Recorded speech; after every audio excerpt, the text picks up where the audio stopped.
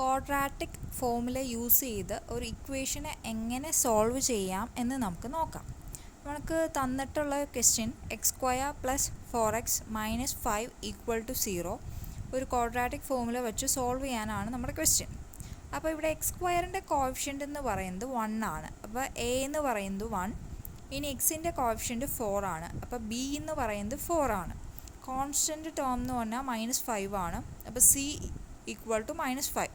Quadratic formula നമുക്കറിയാം, -b ± √b² - 4ac/2a.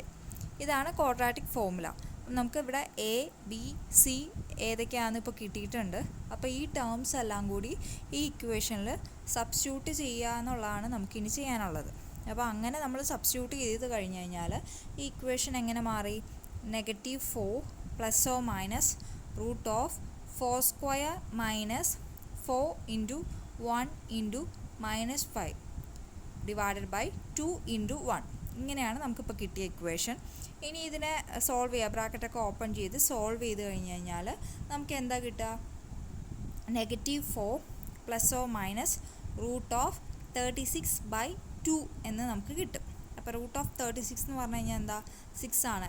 കാരണം 6 × 6 ആണ് 36 എന്ന് നമുക്കറിയാം. അപ്പം -4 ± 6 / 2 ഇങ്ങനെ നമ്മുടെ ഇക്വേഷൻ വരും. ഇനി ഇവിടെ 2 കോമൺ ആയിട്ട് എടുത്തു കഴിഞ്ഞാൽ പിന്നെ നമ്മുടെ ഇക്വേഷൻ -2 ± 3 അങ്ങനെയായി മാറും.